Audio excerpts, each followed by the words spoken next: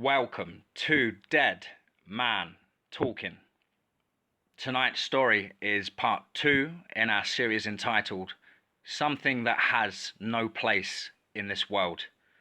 Let's get straight into that. Thankfully, I survived that night. The whole situation seems to get more dire in an alarming speed. As I tried to sleep yesterday after my post, the nightmares kept me awake. I must have only managed to sleep about half an hour each time before I awoke again because of the ghost in my dreams.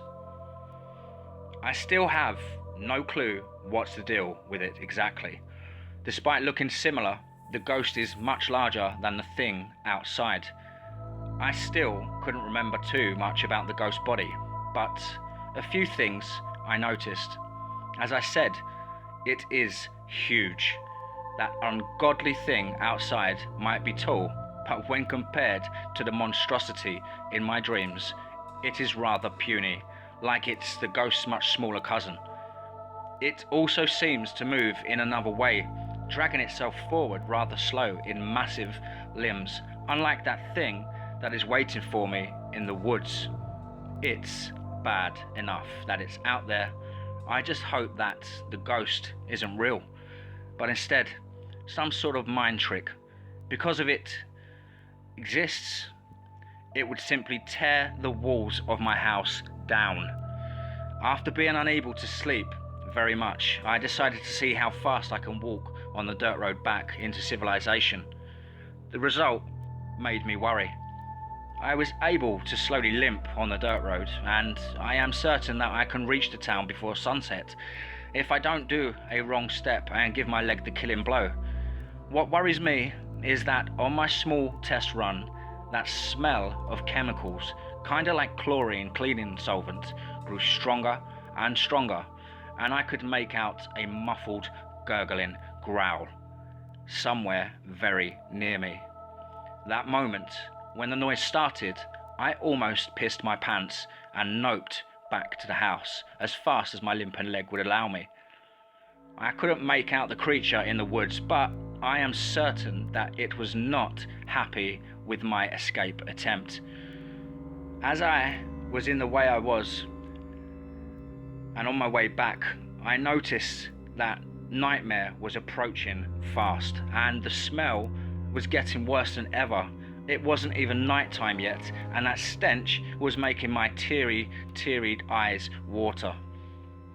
I made my way into the house and started preparing for the night. Tired and in pain, I figured that creature had trouble with stairs due to its strange body and the fact it didn't search for me upstairs in the first night.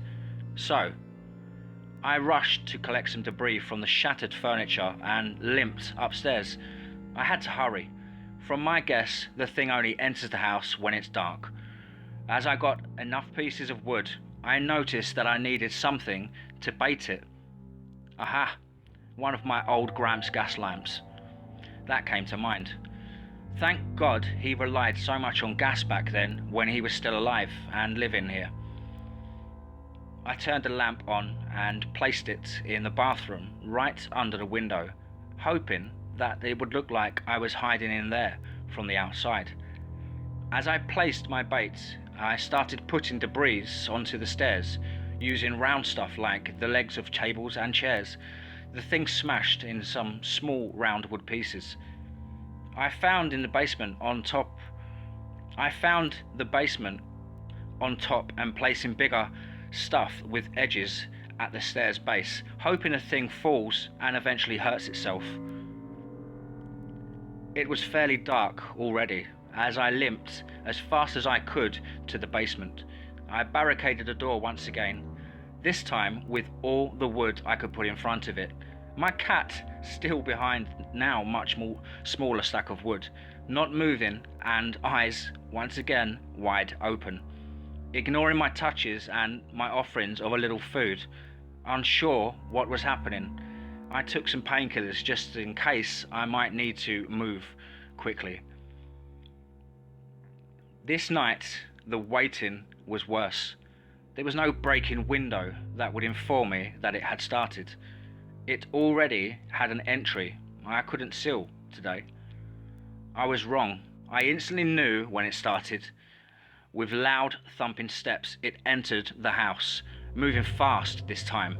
I heard it rushing towards the stairs. Heavily breathing, I clutched my axe again, despite probably not helping me against whatever this thing is.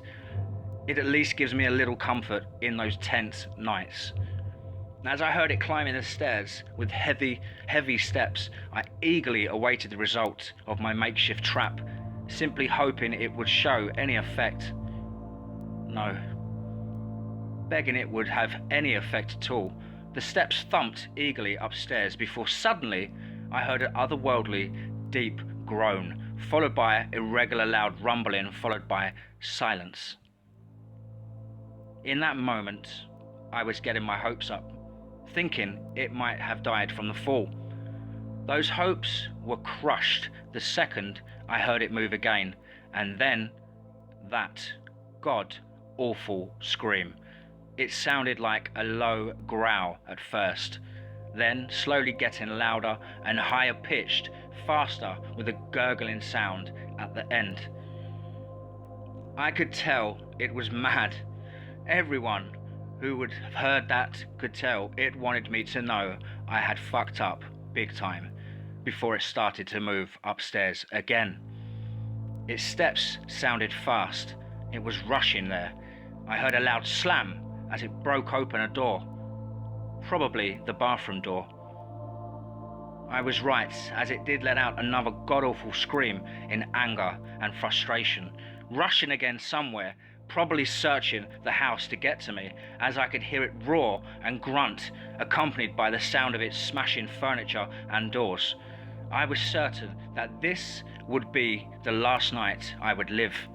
Hearing it rush somewhere again, suddenly another irregular rumbling followed by a loud thump.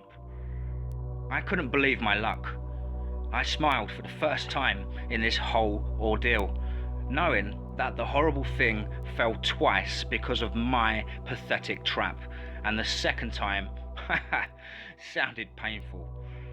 It groaned and growled again, but not followed by another rush, but slow and irregular thumps away from the basement stairs, and estimation-wise towards the shattered window. And then, nothing. The smell was still there, but much weaker, and I couldn't help but chuckle to myself, jokingly talking towards my cat, which was still hiding. What a moron. Too stupid to climb some stairs, I said quietly, not wanting to provoke anything because it could maybe hear me. This night, I was finally able to sleep a little. It took up until noon for the nightmares to come.